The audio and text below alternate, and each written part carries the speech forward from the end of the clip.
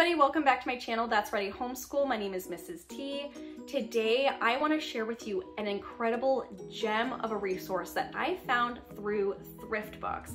It was a complete accident. I stumbled upon it. I didn't know what I was buying when I bought it, but now that I have it, I am a huge fan. And we are going to be talking about the Environmental Education Activity Guide for grades pre-K through 8. Now that I see what this content is, and now that I've learned a lot about the company, I will say that I 100% am going to buy directly through Project Learning Tree going forward. Even though it comes at a little bit of a higher price, it is an incredible company. So before we go into this curriculum, very briefly, I want to tell you about Project Learning Tree. They are based in the United States, and they do have a Canada branch as well. And they are educators that are focused on environmental education, helping adults develop careers in the forest and the green industry.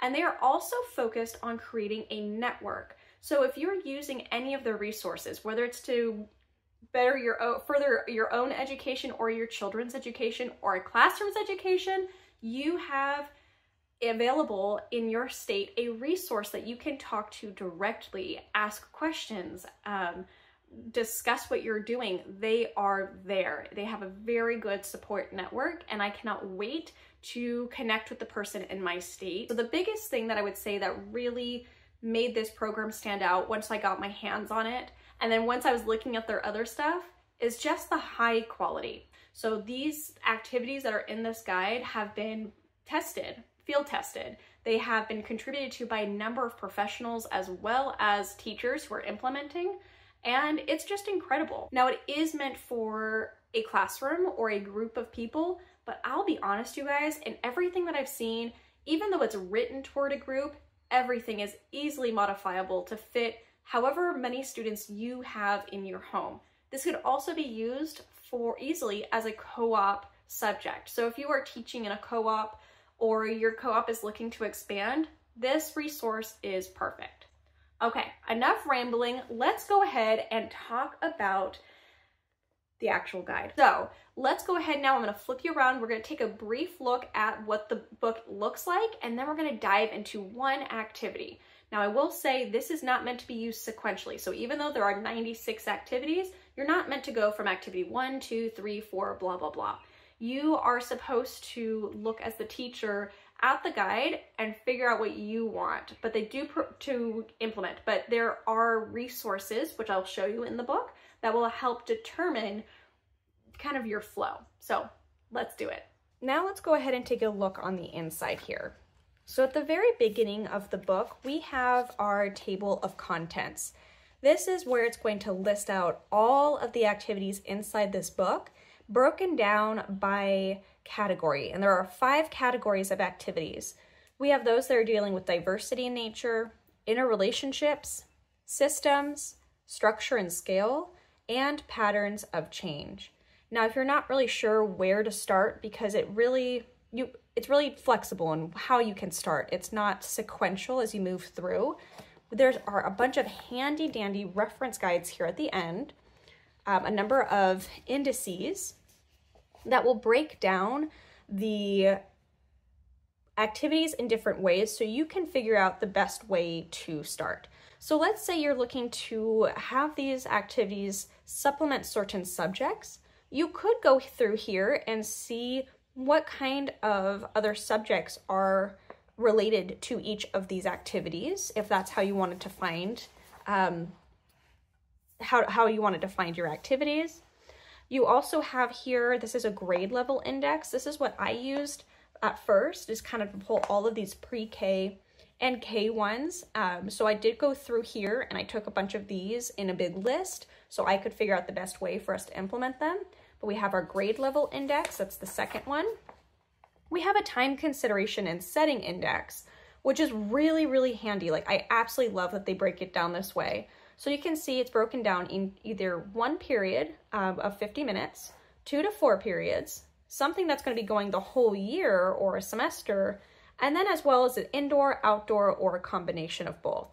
So if it's winter time and you want to be doing some nature stuff, but you need to be mostly indoors, that's perfect. There's a lot that you can still do with this curriculum that doesn't require you to be outside. It's really, really cool. We also have technology connections. Now, this is a little bit dated and a little bit of the way that it explains it, but we have like Word, we have spreadsheets or like Google Sheets basically that you can use, presentations, but you have different parts of technology that your child can use to supplement or is called out during these different activities. So if that's something that you're wanting to focus on and have an idea, like if you're working on, let's say, PowerPoint, for example, or Google Slides, and you wanted to pull out some of those skills, you are welcome to use this index to find different technology connections. We then have topic index, and this is going to show those 5 main topics in an even deeper level. So for example, we have a number of activities that are about adaptation, plant and or animal, a number about biodiversity. In careers, with air quality, animal science, there are so many different themes. So if there's something that your child is particularly interested in, let's say maybe fires, maybe it's fire season and you live in California, you could always go through and find a specific topic that you wanted to talk on. 6 here, oh yes, is the skills index. And this is really interesting as well. This is going to show you the different activities and the different skills that you're going to be focusing on. So perhaps your child is working on comparing and contrasting. This is something that a skill you'll be using, your child will be using with these different activities that are listed. So we are going to be taking a deep look at activity number 4. This is going to be the example that we will use, and I'm using this one because this has multiple parts. So it shows different ways that you can spiral back to this activity with the same child through the years, or if you have a household with multiple grade level children, you could be focusing on the same activity here and doing the different parts with your different children, and you can see how each level is just a smidgen more in-depth, takes it a little bit farther. So every activity though is going to look like this. You're going to have the top bar here, which is going to have your activity name, the activity number, and an overview. Underneath that, we have the objectives section, which is just going to show you what your children are going to be learning about. And then I absolutely love this. It comes with the assessment opportunities. So if you're like me, I really do want to assess to make sure that my child is retaining the information that we learn.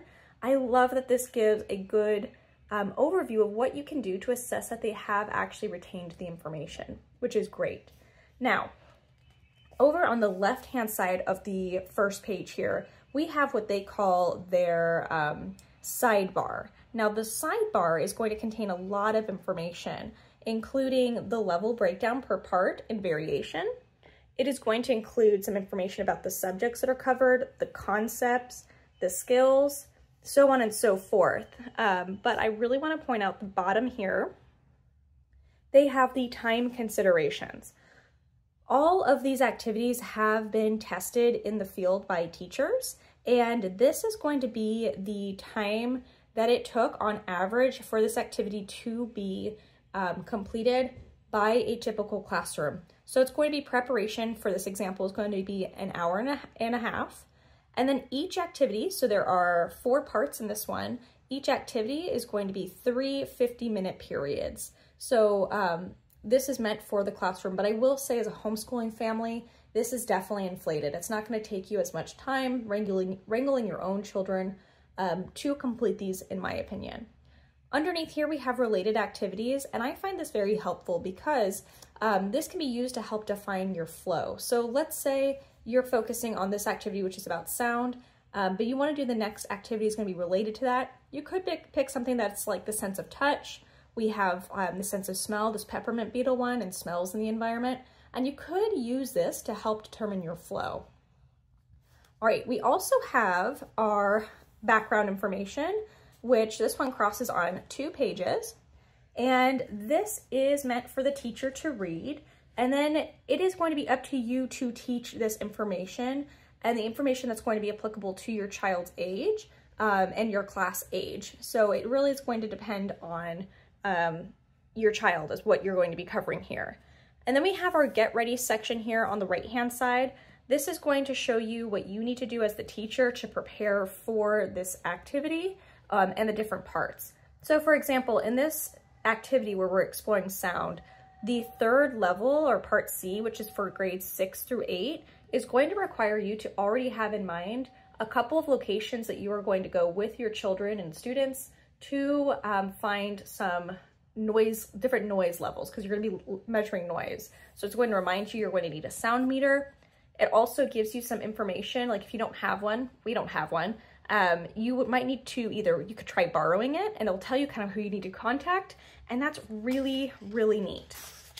Now the next page is what's going to start our actual activities. So part A here, which is meant for the younger levels, this is pre-K and I think it's pre-K to K. This you'll see is very simple. We are just asking our children to use their ears. Listen to the different sounds, imitating sounds, journaling, drawing, and discussing basically what we have observed here in nature. Part B, which is meant for grades 1 through 6, goes a lot farther. Not only are we going to be talking, you can do part 1 first, so you're starting to use your ears, but then you should go into part 2 here. Now we're going to be learning about adaptations, how nature and different animals have adapted to process different sounds and what sounds mean. We also are going to be learning about ears. Up here too, we have a number of resources that you can access directly on Project Learning Tree's website that will show you the inner workings of an ear. We have a project here. We are creating a sound map, which is just really, really cool. And they recommend, like, students can create multiple maps from different locations. We are going to be taking their sound maps and using a graphic organizer software. So basically you can create graphs to plot the data that you've acquired. And then we're going to be talking about the experiences, mapping different sounds. Like, clearly it's taking not just listening, but now we're starting to acquire data and we're processing it and we're taking a step further. Okay, and then we have part C, which is for grades 6 through 8, is going to take it a lot farther. We're actually now going to be talking specifically about noise pollution, and we're going to be visiting a selected site, and we are going to be using our sound meter to measure the decibels. And then we are going to be asking our students to evaluate what can be done to actually reduce noise pollution. So it's taking our content here, and it is taking it one step further and having our children think outside the box to solve a problem, which is just absolutely incredible. Part D, which was meant for grades 3 through 8, is going to actually take this into a cultural kind of study. So we will be reading, the following page has a student page, which is going to contain a story. For younger students, you can read it out loud, but for older students, they can read it independently. And it's going to kind of show how nature sounds have influenced different cultural tales. So we are going to be learning about how nature sounds have influenced different cultures, and then we are going to be guiding our students to create their own myths, which is just really cool. We also have enrichment activities that can be modified per grade level, listening to animal sound recordings, investigating how those sounds, how sounds are controlled in a community, learning about other cultures. We also have a poem to read that they include. It is just so rich. It takes one topic and it just takes it so much further than just learning about sounds. Like, it's just really, really neat. At the bottom of every single page here, or every single activity, they will have reading connections, and they will define the recommended grade level for each book that they pull out. And we have pulled a number of these already, kind of like preemptively, and we've really liked the books that we have. Now, this book is a little bit dated, so finding these might be a little bit tricky, but I have found a lot of them to be very cheap on thrift books and available at my library. So I highly recommend checking out your library to see if they have them before trying to buy them as new. Okay, so the last thing I want to just do here is do a quick flip through of the book so you can get an idea of the variety of activities.